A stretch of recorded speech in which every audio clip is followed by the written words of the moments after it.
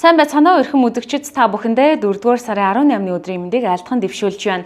ДБС-ийн мэдээний албанаас эрхлэн бэлтгэдэг Төвийн Бэсийн мэдээллийн хөтөлбөрийн баасан гарагийн дугаараа танилцуулъя. Бид та бүхэнд өнөөдөр Төвийн Бэсийн хэмжээний мэдээллүүдээ хүргэнэ.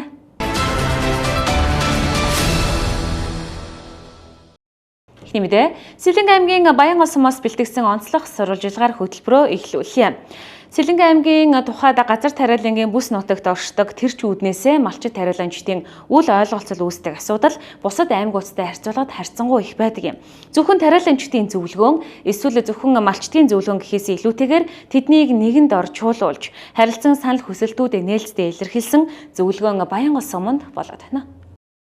Алтан гадас одонд улсын тэргүүнийг их тоцтголтой Сэлэнг аймгийн Баянгол сумын засаг дарганы хамын газраас санаачлан сумын малчин тариаланчдын зохицлыг хангах сумын нэгдсэн анх дугаар зөвлөгөөнийг зохион байгууллаа. Өргөн удам газар нутаг мал аж ахуй газар тариалан осоосон манай улсын тухайд малчин тариаланчдын хооронд дүүсдэг маргаан үл ойлголцол өнөөдөрч үргэлжилсээр байна. Тиймээс тэдний хоорондын зохицлыг хангаж гарц шийдлээ ярилцах, цаашид авч хэрэгжүүлэх ажил арга хэмжээг нэгдсэн байдлаар ярилцсанараа энэхүү зөвлөгөө онцлогтой байсан юм. Баянгол сумын хэмжээнд 27 аж ахуй нэгж 26 иргэн үр тариа тэжээлийн таримлын чиглэлээр талбай эзэмшдэг. 2025 оны тариалалтын төлөвлөгөөний тухайд Улаанбуудаа 5734 га, бусад үр тариа 468 га, тэжээлийн ургамал 2201 га, тосны ургамал 1746 га, төмөс 122 га, хүнсний ногоо 283 га тарих төлөвлөгөөтэй байгаа гэлээ. Харин сумын хэмжээнд 2024 оны жилийн эцсийн мал тэжээвэр амтны тооллохоор 4 аж ахуй нэгж нийтдээ 1073 өрхийн 161400 гаруй толгой мал тоологджээ. Сумын засаг дарга Болор Эрдэнэ зөвлөөнийхэнд сумын хөдөө аж ахуй газар тариалангийн салбарын өнөөгийн нөхцөл байдал, цаашдын зорилтын тухайд малчид болон тариалагчдаа дэлгэрэнгүй мэдээлэл өгч танилцуулсан юм а. Сэлэнг аймгийн Баянгол сум бол өөрөө хөдөө аж ахуйн салбарт бол тийм ариун төвхтэй сум. Энэ ч утгаараа сүүлийн жилүүдэд бол энэ малчид тариаланчдыг зохицлыг хангах ийм нэгдсэн зөвлөгөөн бол хийгдэг юм бэл. Тэгээ энэ удаа хийж байгаагаар бас онцлог байгаа гэж нэгдүгээр харж байгаа. За өнөөдрийн зөвлөгөөнд бол нийт нэг 250 малчин тариалал гэрчдээс нэг 70 хүний төлөөлөлттэй байна гэдэг. Ерөнхийдөө одоо хүмүүсээс гарч байгаа одоо санал бол мэдээж одоо мал аж ахуйн талаар тулгуурлаж байгаа асуудлуудаа тий. За малын хөлийн татвартай холбоотой зүйлийг ярьж байна. Хадлан өвлжөөний газар эзэмших холбоотой асуудлуудыг нэлээд хүндэж ярьж байна. Өнөөдрийн зөвлөгөөнөөс мэдээж одоо зөвлөмж гарна. Тэгээ энэ зөвлөмжийг бол хэрэгжүүлэх чиглэлээр одоо Дэлхийн банкны мал аж ахуйн одоо эрчимжүүлэх төсөлтөд хамтарч ажиллаж байгаа. Тэгэхээр одоо цаашид 2030 он хүртэл Баянгол сум мал аж ахуйн талаар одоо баримтлах бодлогын одоо томоохон бичиг баримтаа бас эндээс одоо боловсруулаад гаргана гэсэн ийм зүйл байна.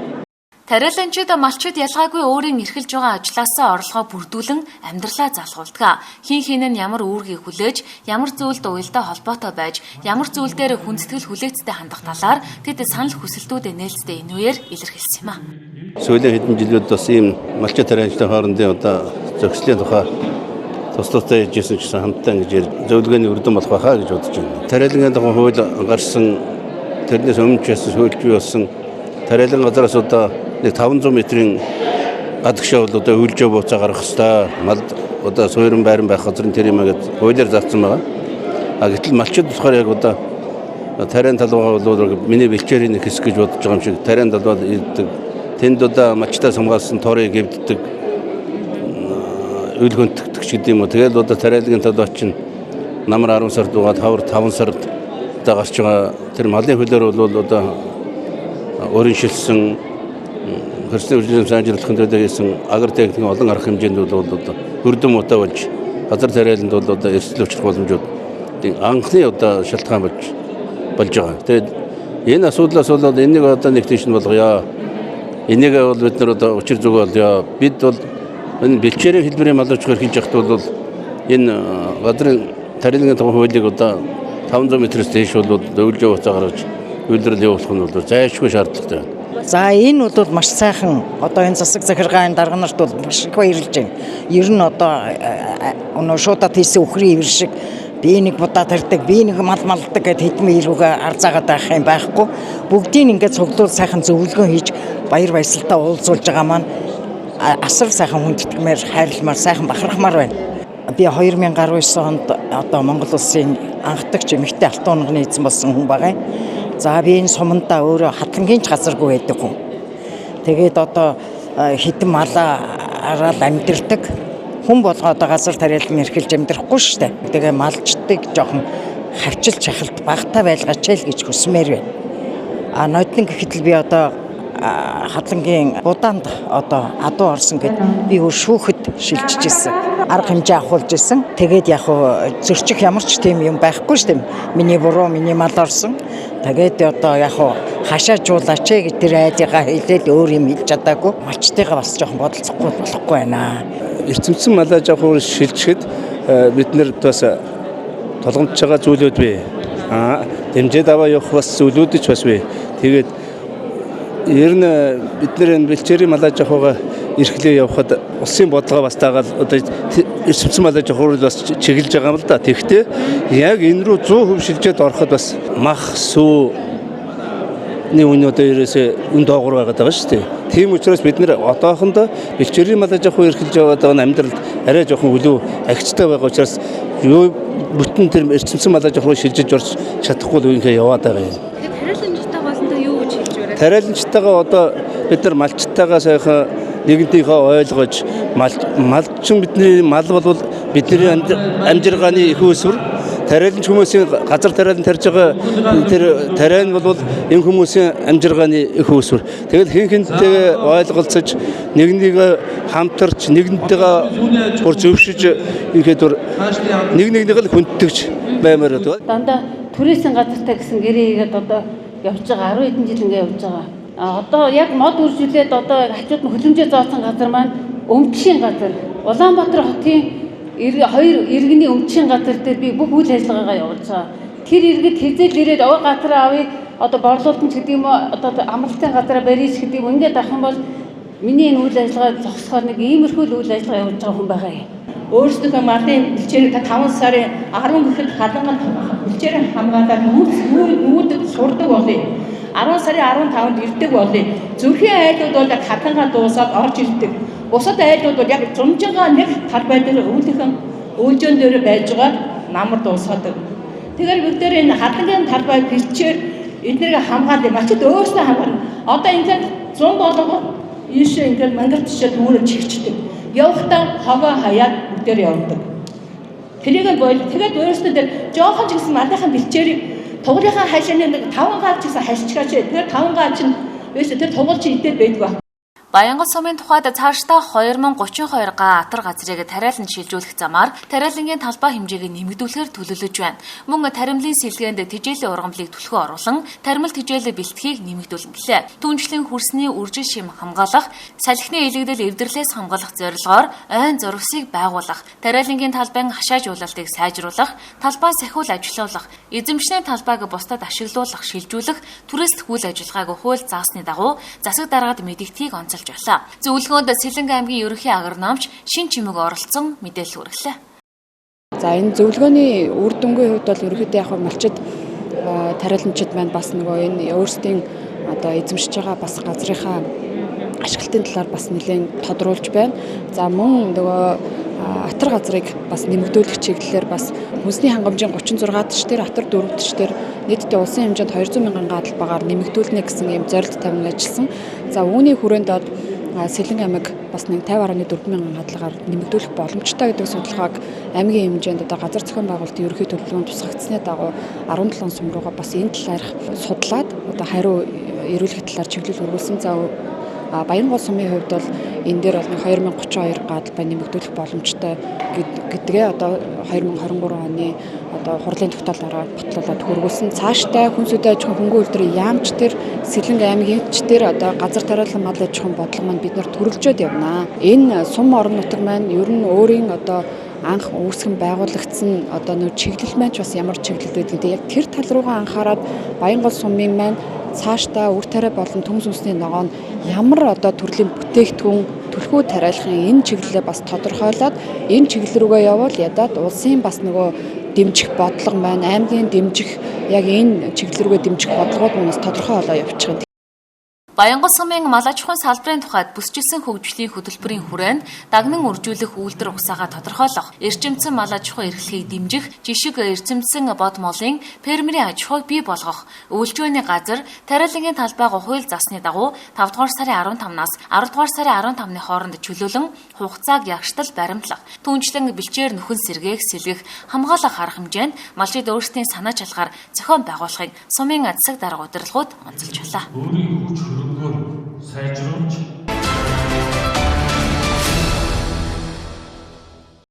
Дараагийн мэдээлэл үзүүлье. Анх коронавирусын цар тахлын үед аймгийн онцгой комиссаас өгөгдсөн үүрэг чиглэлийн дагуу дархны томоохон аж ахуйн нэгж байгууллагууд үерийн далан цэвэрлэх ажлыг хэрэгжүүлж эхэлж байсан. Тэр цагаас хойш жил бүр уламжлалт болгосон ажлаа жил бүрийн хавар хэрэгжүүлж байна. Дархан цэлэнгийн цахилгаан түгээх сүлжээ хувьцаат компани нийгмийн хариуцлага дахин хэрэгжүүллээ. Дархуул аймгийн эрчим хүч инженерийн томоохон компаниуд нийгмийн хариуцлага хэрэгжүүлэн хаврын цагт үерийн эрслээс сэргийлэх хүрээнд үерийн далан байгууламжуудыг цэвэрлэж байна. Энэ удаад Дархан цэлэнгийн цахилгаан түгээх сүлжээ хувьцаат компани тухайд энэ жил мөн 5 дахь жилдээ Дархан сумын 9 дугаар багийн нутаг дэвсгэрээс Дархан сумын 15 дугаар баг Мангарт ширийн баригад хүртэлх 4.2 км үргэлжлэх үерийн даланг цэвэрлэж байна. Тус компани 120 гаруй ажилтан компанийхаа 20 гаруй техник машин хэрэгслэлийг дайчлан нийгмийн хариуцлагын энхүү хэрэгжүүлж байгаа юм. Үерийн далангийн хогийг цэвэрлэн тээвэрлэж зориултын газарт очин буулгаж байна. Дархуул аймгийн хойд үерийн далангийн 4.1 км үерийн даланг хог шороороос нь цэвэрлэх үйл ажиллагаанд оролцож байна. За тэгээд энэхүү үерийн даланд маань айл өрхөд ахын хог аягдлаа шатаах, барилгын материал буулгах иймэрхүү ийм хогууд их байна. Тэгэхээр айл өрхөдтэй бас энэ үерийн даланд ахын хог аягдал болон барилгын материалыг бити аяач. Энэ нь бас үерийн эрсдлээс хамгаалдаг нэг ийм үерийн далан байдаг. Мөн энэ үерийн далангийн арчилтыг авч явах байгууллагууд нь үерийн далангийнхаа одоо арчилгаа үйлчилгээг цаг тухайд нь хийхгүй бол тухайн үерийн далан маань их намхан, хажууд шороо маань хит их болсон болохоор бороо орох тоолонд шороо орж тухайн шороо маань үерийн далан дотор дүүрэх юм асуудлууд их байна. Тийм болохоор цаашд үерийн далангийн арчилгаа тордлогыг хариуцдаг байгууллага энд анхаараарай. Айл өрхүүд маань бас ахын хог аягдлаа бити үерийн далан дээр шатаагач гэж хэвлэмээр байна. Үерийн далан байгууламжинд иргэдийн хайсан хог хаягдал, шатаасан хувцас хогны үнс үлдэгдэл, бороонд урсан элдв зүсээр дүүрэн байлаа. Энэ нь үерийн сувгийг бүглөх, цаашлаад үер усны аюулын үед үерийн ус хаадгүй нэвтрэн зайлуулагдахад сөрөг нөлөөтэй.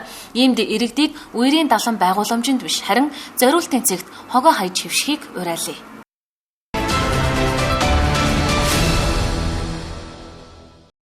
Дараагийн мэдээ, Анагаахын шинжилгээ ухааны үндэсний их сургуулийн Харьяа Дархуул аймаг дахь анагаах ухааны сургуулийн шинэ спорт зал өнөөдөр ашиглалтанд орлоо. Тус сургуулийн захиргаа, багш ажилтнууд, оюутнууд шинэхэн залаа хүлээн аваад байна.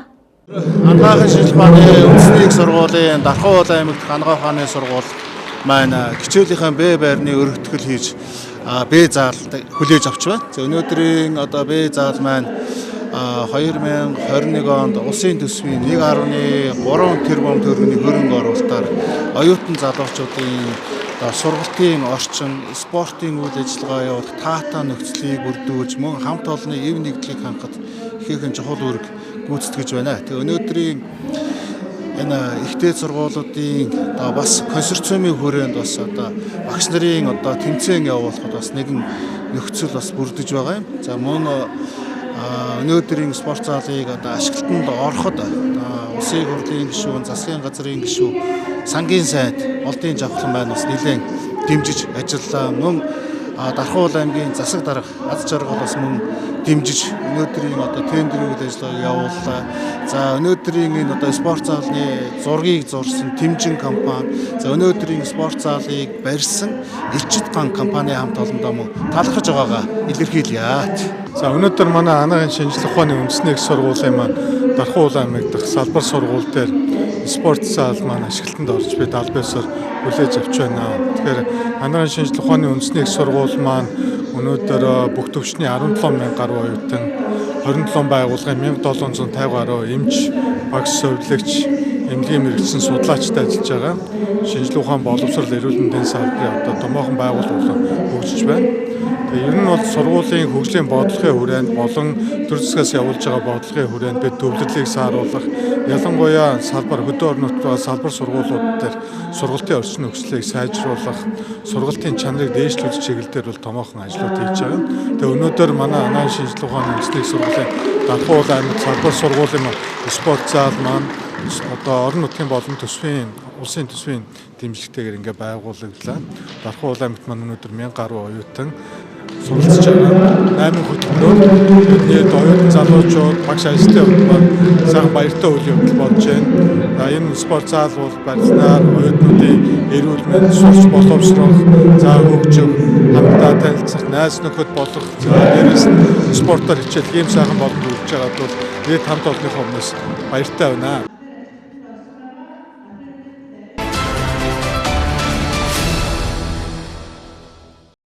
Дараагийн мэдээ нөхөн өрчхөн боловсрол олох томоохон зорилгын доор урайн доор бидний нандин нас дэвжээ 2025 тань мэдхүүн тэмцээн өнөөдөр Дархан уулын аймгийн залуучууд театрт зохион байгуулагдлаа. Ингээд залуучууд театраас бэлтгэсэн мэдээллийг одоо хүргье. Дархан уулын аймгийн болон Дархан сумын засаг даргын үйл ажиллагааны хөтөлбөрт тусгагдсан хүний хөгжлийн бодлого, тэр дундаа хүүхэд хамгааллын цогц бодлогын хүрээнд хүүхдийн оролцоонд суурилсан хөгжлийн үйл ажиллагааг эрчимжүүлэх зорилгоор бидний нандин нас буюу дэвжээ 2025 тань мэдхүүн тэмцээн амжилттай боллоо. Хэсэг хугацаанд завсарлаад байсан энэхүү зорилттой тэмцээн энэ удаад нөхөн өрчхөн боловсрол олох урайнд ор болсноороо онцлог байсан юм. Хүүхдүүдийн мэдлэг авахалч самбаа, харилцах ур чадвар, багаар ажиллах чадрыг сорьсон юм. Тэмцээнийг Дархан сумын засаг даргын санаачилгаар хүүхэд гэр бүл хөгжил хамгааллын газар, боловсролын газар, эрүүл мэндийн газар, залуучууд театртай хамтран зохион байгуулсан бөгөөд хүүхдийн хөгжил хамгааллыг дэмжих олон талын хамтын ажиллагааны жишгийг арга хэмжээ болсныг хэлж байна. Тэмцээний гол зорилго нь болохоор ерөнхийдөө хүүхдүүдэд нөхөн өрчхөн боловсролыг олгох, тэгээ үеийнхнаар нь дамжуулж, за тэмцээн уралдаанаар дамжуулж үеийнхэнт нь нөхөн өрчхөн боловсролыг олгох зорилгоор ингээд зохион байгуулж байгаа. За энэ удаагийн тэмцээнд ерөнхий боловсролын сургуулийн 9 сургуулийн 12 баг нийтдээ 120 хүүхэд өрсөлдөж байна гэсэн үг. За дээрэс нь үзэгчд маань 600 гэхээр ерөнхийдөө нэг 7-800 хүүхдэд энэ одоо үйл ажиллагаа маань зохион байгуулагдаж байна. За ерөнхий зохион байгуулагчаар Дархан уулын аймгийн хүүхэд гэрлийн хөгжил хамгааллын газар ажиллаж байгаа. За хамтран зохион байгуулагчаар Дархан сумын засаг даргын тамгын газар, боловсролын газар, за эрүүл мэндийн газрууд хамтран зохион байгуулж байна. За мөн дэмжин залуучууд театрын маань ажиллаж байгаа. Өсвөр насны хүүхдүүдийн жирэмслэлттэй улсын хэмжээнд тэр дундаа Дархан уулын аймагт өндөр байгаа учраас бид энэ рүү фокусолж энэ арга хэмжээг зохион байгуулж байгаа. Сайн байцгаана уу? Од сургуулийн эрүүл мэндийн элитүүд баг мэдчилж байна. За бид нар болохоор бидний нандин нас дэвжээ тэмцээнд одоо өөрсдийн сургуулийг төлөөлөн оролцож байгаа. Бид нар гэр бүл төлөвлөлт гэсэн сэдвийн хүрээнд өөрсдийн анд нөхөд найзуудтай мэдлэг мэдээллийг хүргэх зорилгыг агуулсан болно. Мөн бусад багуудтай амжилт хүсье. Манай багийн бүрэлдэхүүн өнөөдөр оюуны ирээдүйн сургуулаа төлөөлж 11-9 анги болох дэвжээ тэмцээн оролцож байна. Тэгээд манай багийн хүрээнд бол тэгээд читгаараа тэгээд бүжиглээд дуулаад тэгээд бүхэл юм гаргаж байна. За бусад багийнхандаа бол бүгдээрээ амар мундаг, бүр амар гой үнэхээр гайхалтай үзүүлбэрүүдийг үзүүлж чадсан. Тэгээд та нар амар мундаг байсан шүү. Дархан уулын аймгийн хэмжээнд зохион байгуулагдсан энэ удаагийн тэмцээнд 9 сургуулийн 12 баг финалийн шатанда шалгарч нийт 900 гаруй хүүхдийг хамарсан томоохон хэмжээний оролцооны арга хэмжээ болж өндөрлөлөө.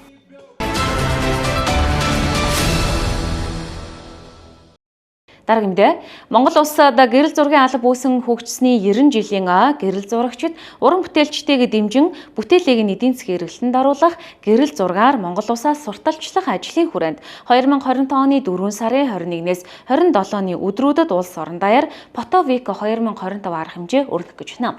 Энэхүү арга хэмжээний хүрээнд Дархан уулын аймагт дараах 7 арга хэмжээг хэд хэдэн төрийн байгууллагууд болон төрийн бас байгууллагууд хамтран хэрэгжүүлэхээр төлөвлөсөн байна. Ингээд үүнтэй холбоотой хэвлэлийн баг хурлыг та бүхэндээ одоо хүргье. За сайн байцгаана уу эрхэм мөндөд дарханчуудаа энэ өдрийн мэндийг хүргье. Жил бүрийн 4-р сард Фотовик буюу гэрэл зургийн 7 хоногийг улс орон даяар зохион байгуулдаг уламжлалтай. За энэ уламжлалын дагуу энэ жилийн 4-р сарын 21-ээс 27-ны өдрүүдэд Фотовик буюу гэрэл зургийн 7 хоногийг улс орон даяар нэгэн зэрэг өрнүүлэхээр бэлтгэл ажлаа хангаж байна. Тэгээд Дархан уулын аймгийн хувьд аймгийн соёл урлаг аялал жуулчлал залуучуудын газар нь тус арга хэмжээг нэгдсэн удирдлага зохион байгуулалтаар ханган Дархан уулын аймагт үйл ажиллагаа явуулж байгаа Дархан уулын аймгийн музей за мөн гэрэл зурагчдын нарыг харил клубийнхаа дарханд одоо ажиллаж амьдарч байгаа гэрэл зурагчтайгаа хамтран зохион байгуулахаар бэлтгэл хангасан байна.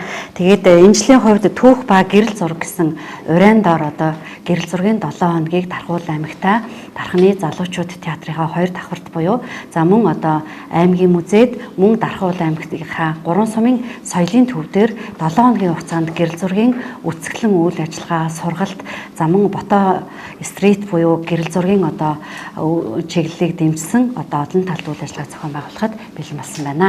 За Монголын гэрэл зурагчдын нэгдсэн холбооноос жил болгон фото вик гэдэг одоо арга хэмжээг зохион байгуулж эхлээд бас хэдэн жил болж байна.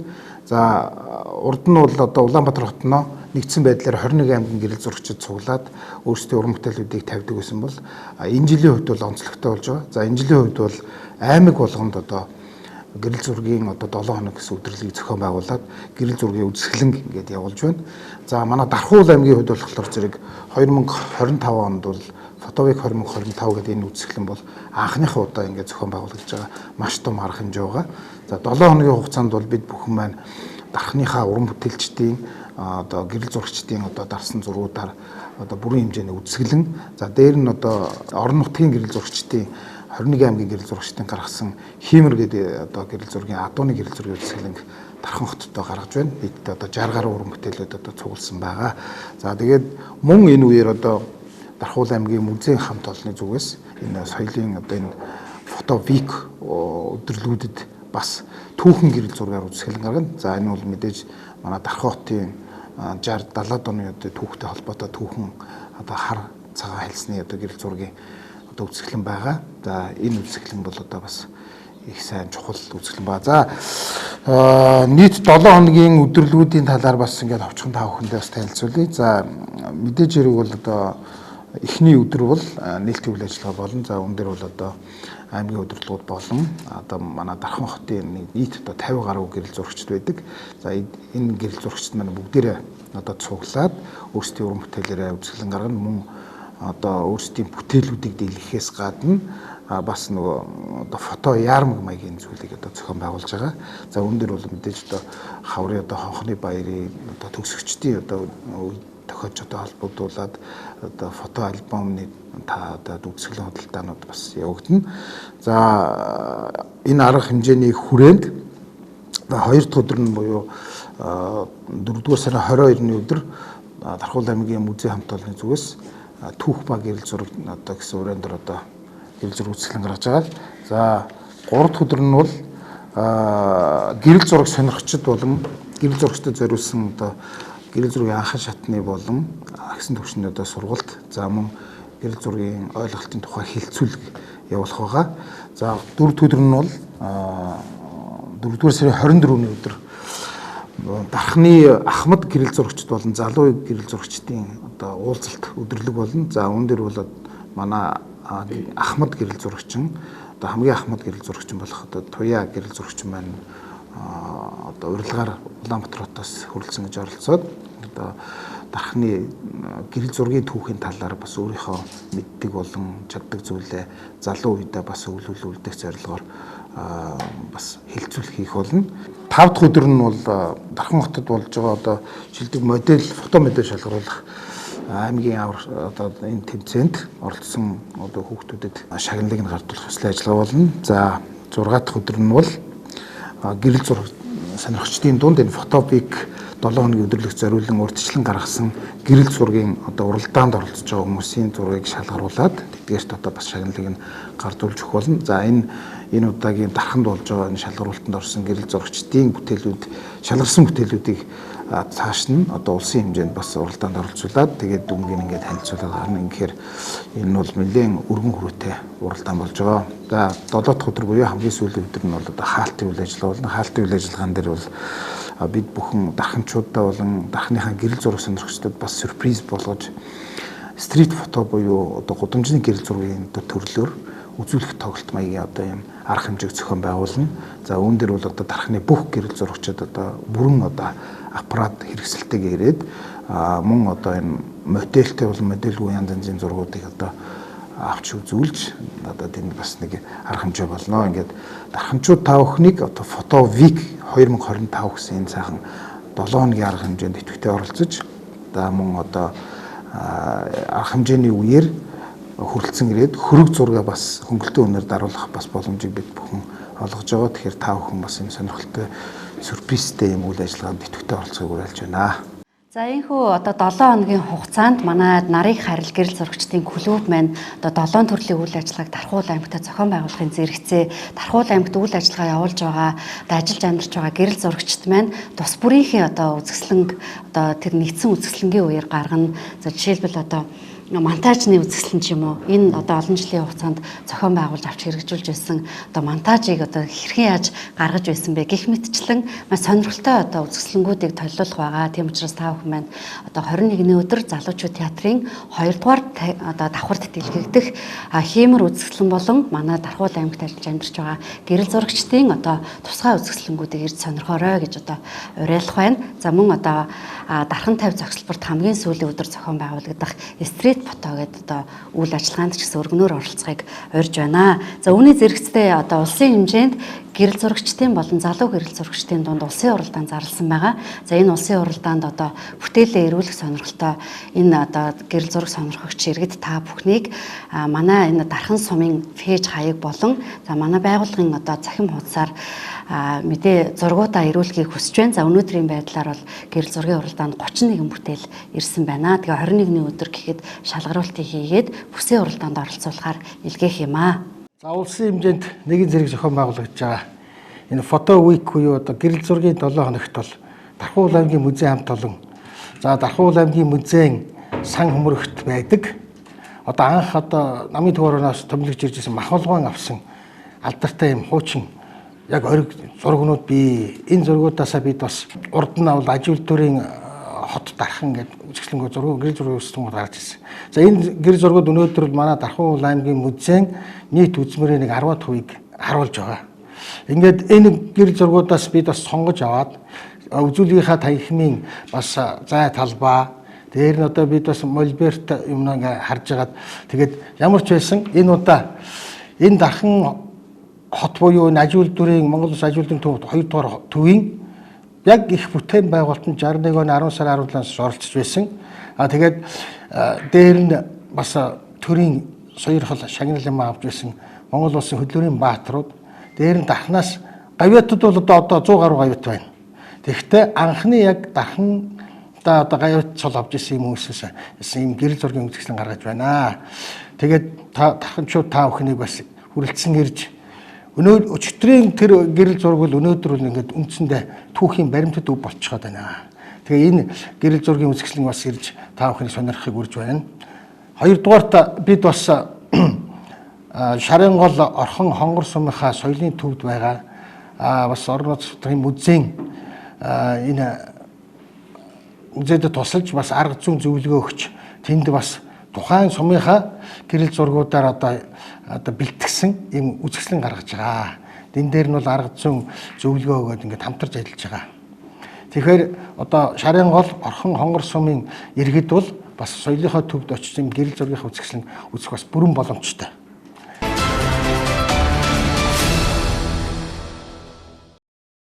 Үзэгч та бүхэндээ дотоод мэдээлэл танилцуулсан бол хариудаа уламжлал ёсоор цагаагаар мэдээлэл хүргэе.